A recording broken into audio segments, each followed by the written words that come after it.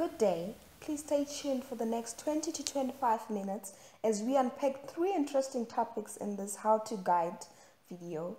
On behalf of the group, Mary, Sari and me will elucidate on IFRS 3, business combinations, IFRS 10, consolidated financial statements, and IFRS 12, disclosure of interests in other entities. Stay tuned. IFRS 3, business combinations. The flow diagram showing on the screen is a skeleton on business combinations. So this tells us what happens in business combinations. It's a summary of the whole topic. We use the acquisition method to account for business combinations. But first things first, let's define what a business combination is. According to IFRS 3, a business combination is defined as a transaction or other event in which the acquirer obtains control of one or more businesses. This is done through buying shares, buying assets, legal mergers, reverse acquisitions, and establishment of new entity to control combined entities. This excludes joint ventures, non-business assets, etc. In the definition above, I mentioned the word control. This is a big word. And in accounting, and in this topic specifically, we define control as the power to influence operating and financial policies of the company. So when we say an entity has control over another entity, we mean that it holds more than half of the voting rights. It has the power to govern by statutes or agreement. It has the power to appoint majority of the directors to the other entity. IFRS seeks to enhance the relevance, reliability, and comparability of information provided about business combinations and their effect. It sets out principles on the recognition and measurement of acquired assets and liabilities and determination of goodwill and the necessary disclosures. I'll explain more on those things later. But how do you determine whether a transaction is a business combination or not? IFRS requirements provide a guidance to determine a business combination, and they include: a business combination can occur in different ways, such as by transferring cash, incurring liabilities, issuing equity instruments, or by not issuing consideration at all. A business combination can be structured in various ways to satisfy legal, taxation, or other objectives, including one entity becoming a subsidiary of another entity. The business combination must involve the acquisition of a business, which generally has 3 elements. These elements are input, process, and output. I mentioned before that we use the acquisition method, so I'll explain more now on the acquisition method. And we have steps on the acquisition method. Step 1 is identify the acquirer. When we talk about an acquirer, we mean that it's the entity that gains control of the other entity. So now those are the people who have, they hold half of the voting rights, they have the power to govern the statutes and agreements, and they have the power to appoint majority of the directors for the other entity. Step 2, determining the acquisition date. This is the date in which the acquirer gains control of the acquiree. Step 3 is to measure and recognize identifiable assets, liabilities, assumed any non-controlling interest in the acquiree. These are measured at fair value on the acquisition date. Step 4, recognizing and measuring goodwill. Goodwill is the difference between consideration and net assets acquired. If consideration is less than net assets, that means we have a bargain in the purchase. Therefore, we recognize this bargain in the statement of comprehensive income. Step acquisition. This is buying shares over time. So if an acquirer remeasures equity at acquisition date at its fair value, and it results into a gain or loss, we recognize this in the statement of comprehensive income. Where no consideration is paid, for example, an acquirer repurchased shares or veto rights lapse and control is obtained, acquisition method is still used. Acquisition costs are expensed, and these costs include legal costs, they include advisory costs, they include consulting costs, and all the other costs that are incurred. In general, transactions that are not part of what the acquirer and the acquiree exchanged in the business combination are identified and accounted for separately from business combinations. The recognition and measurement and assets and liabilities arising in the business combination after the initial accounting for the business combination is dealt with under the other relevant standards.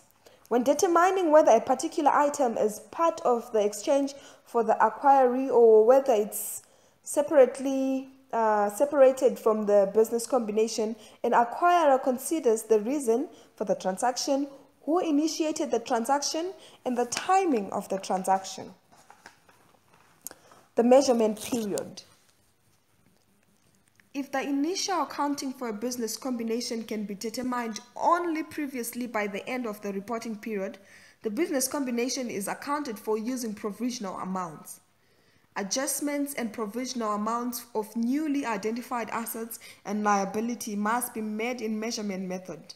The measurement method cannot exceed 1 year from the acquisition date, and no adjustments are permitted after 1 year except to correct an error in accordance with IFRS 8. Subsequent measurement. Under subsequent measurement, we have contingent liabilities and indemnification assets. Contingent liabilities. Until the contingent liability is settled, cancelled, or expired, a contingent liability that was recognized in the initial accounting for a business combination is measured at the higher of the amount the liability would be recognized under IAS 37. Indemnification assets. Indemnification assets recognized at the acquisition date are subsequently measured on the same basis of indemnified liability or assets, subject or contractual impacts and collectability. Indemnity assets are only derecognized when they are collected, sold, or when the right to do so is lost. That is what we have for business combinations. Here are more slides on business combinations. For more information, please look at the manual and read more on the manual. There is more information than the slides present. Over to the next. Consolidated financial statements. These are statements of groups in which assets, liabilities, equity, income, expenses, and cash flows of the parent and its subsidiaries are presented as those of a single economic entity. Consolidated financial statements comply with the need of users of financial statements to obtain information on the financial position, results of operations, and changes in financial position of the group as a whole.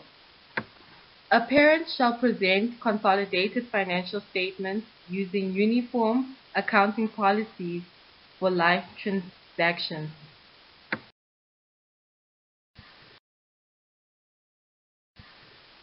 IFRS 10 is known to introduce a new definition of control, which requires an investor to consolidate an investee when it has all of the following attributes: power over the investee, exposure or rights to variable returns, and lastly, the ability to exercise power over the investee to affect the amount of investors' returns.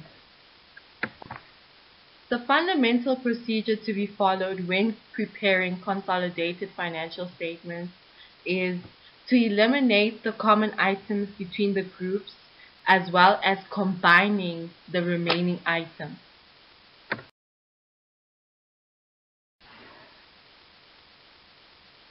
There are three methods used to record the cost of the investment in the parent's financial statement, namely the cost, fair value, and the equity method.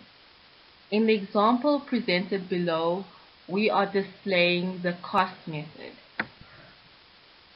Example 1 says, the statements of financial position of the parent, known as P Limited and S the subsidiary, as at 31st December 2016. In this case, the parent purchased 100% of the shares at par for 100 Rand in cash. As shown on the right, the statements are two separate statements with their own information. Nothing yet has been consolidated. The way in which the financial statement of position of the parent after acquisition is described below in 3 steps of a simple method. Step 1. We show the investment in the subsidiary at cost under the non-current assets. Step 2. We reduce the cash balance by the investment under current assets. And step 3, we leave all the other assets and liabilities unchanged. The only thing that changes is the additional line item under non-current assets. The journal that is recognized to record the transaction is we debit investment in subsidiary and we credit cash or bank at the cost price.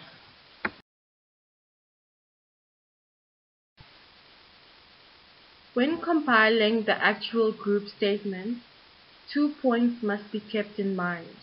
Number 1, eliminate the cost of the investment. In other words, cancel the cost of the investment in the parent's books with the shares plus reserves, which represent the investment in the subsidiary's books. The second point is to aggregate the statements of financial position as displayed on the slide. This is done by combining the asset and liabilities of the parent and its subsidiaries. With regards to the share capital account, the equity in the end is that of the parent. The reserve is that of the parent only at acquisition date.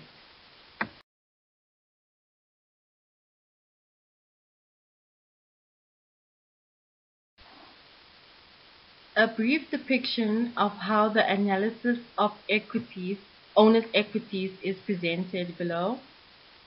Since the shares were purchased at cost, consideration was equal to cost, there was no gain or loss on the actual purchase. Consolidation exemption condition. A parent does not need to present consolidated financial statements if and only if the following conditions are met.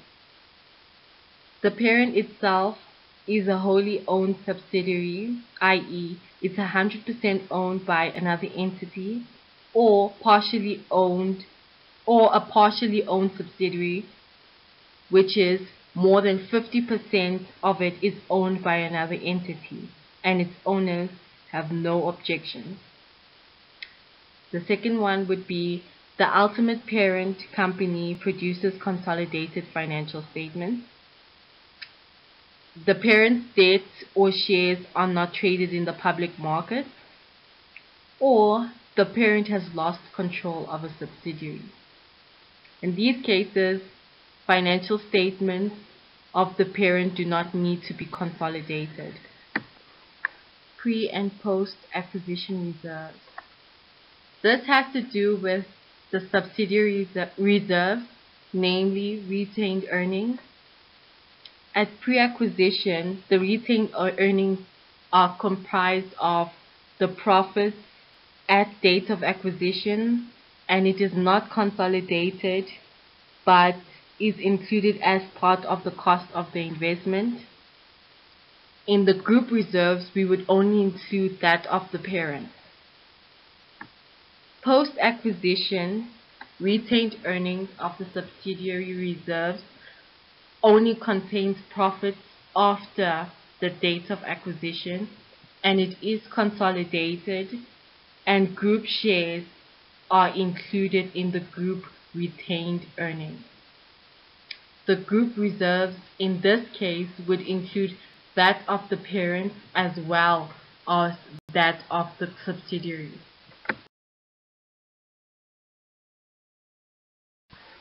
Acquisition accounting, goodwill, and fair values. Goodwill on acquisition is calculated by comparing the value of the subsidiary acquired to its net assets, and for a wholly owned subsidiary it is calculated as deducting the fair value of the net assets from the cost of the investment. If goodwill on acquisition is positive, then it is known as positive goodwill. If it is negative, then it is known as negative goodwill. Negative net goodwill needs to be recognized immediately in the consolidated financial statement of income. The positive goodwill will appear as an intangible non-current asset and will not change unless impairment is identified. Goodwill is impaired if the carrying value of the subsidiary exceeds the fair value of the subsidiary. If the goodwill is impaired, it will be held net of impairment losses. Fair values of net assets acquired. Fair value is the price that would be received to transfer an asset or paid to transfer a liability in an orderly transaction between market participants at the measurement date. Fair value adjustments will need to be made to the capital account to bring the net assets to fair value on the face of the statement of financial position.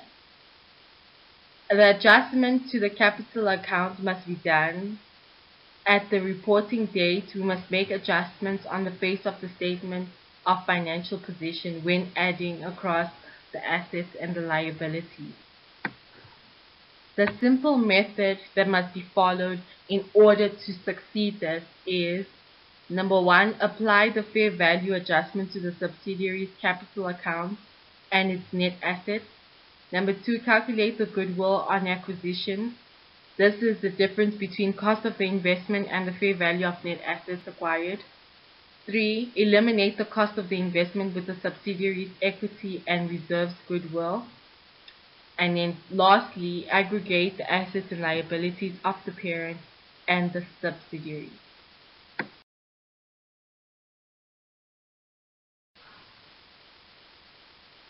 Identifying associates. A holding of 20% or more of the voting power will indicate significant influence unless it can be clearly demonstrated otherwise. If the holding is less than 20%, then the investor will be assumed not to have significant influence unless such influence can be demonstrated. The existence of significant influence by an investor is usually shown in one or more of the following ways.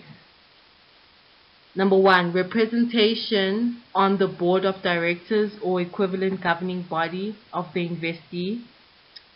Number 2, participation in the policy-making process. Number 3, material transactions between the investor and the investee. Number 4, interchange of managerial personnel. And lastly, provision of essential technical information. When accounting for associates, the equity method is used. Unless an investment in the associate is held by a venture capital organization or a mutual fund, and that upon recognition it is designated for trading under IAS 39, or the investment classified is held for sale in accordance with IFRS 5, or a parent that is exempted from preparing consolidated financial statements. Non-controlling interest on the statement of financial position. A parent presents non-controlling interest in its consolidated statement of financial position within equity, separately from the equity of the owners of the parent. And in the statement of comprehensive income, a reporting entity attributes the profit or loss and each component of other comprehensive income to the owners of the parent and to non-controlling interests. The proportion allocated to the parent and non-controlling interests are determined on the basis of present ownership interests. IFRS 12. Interest in other entities. IFRS 12 came into effect on the 1st of January 2013. It is, however, available for early adoption. It was introduced to deal with the disclosure of subsidiaries, joint arrangements, and associates. IFRS 12 is a combination of IS 28, IS 27, and IS 31 disclosure requirements. The main objective of IFRS 12 are to enable users to understand the nature and risk of the interest in other entities and the effects these interests have on the financial position, performance, and cash flows. IFRS 12 introduces the concept of an unconsolidated structured entity, which is defined as an entity that has been designed so that voting or similar rights are not the dominant factor in deciding who controls the entity. An entity needs to disclose the significant judgment of assumption that determine if the company has: number 1, control as defined in the business combinations; 2, joint control of an arrangement; 3, significant influence over an entity; and 4, the type of joint arrangement it is. The disclosure in subsidiaries. For a subsidiary, you need to disclose information that enables users to understand and evaluate the following. Number 1, the composition of the group. 2, the non-controlling interest disclosures. 3, significant restrictions on the group assets and liabilities. 4, details around financial support provided.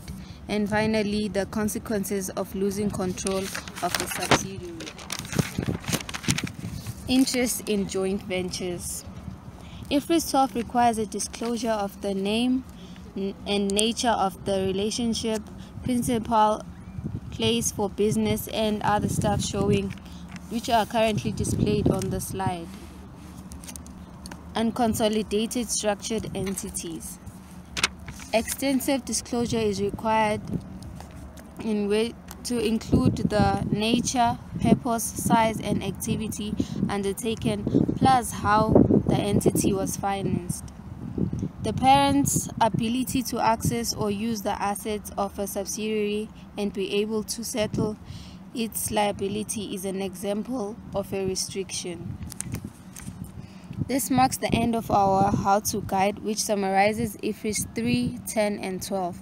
If you have any further questions, please refer to the manual attached, which has more detailed explanations.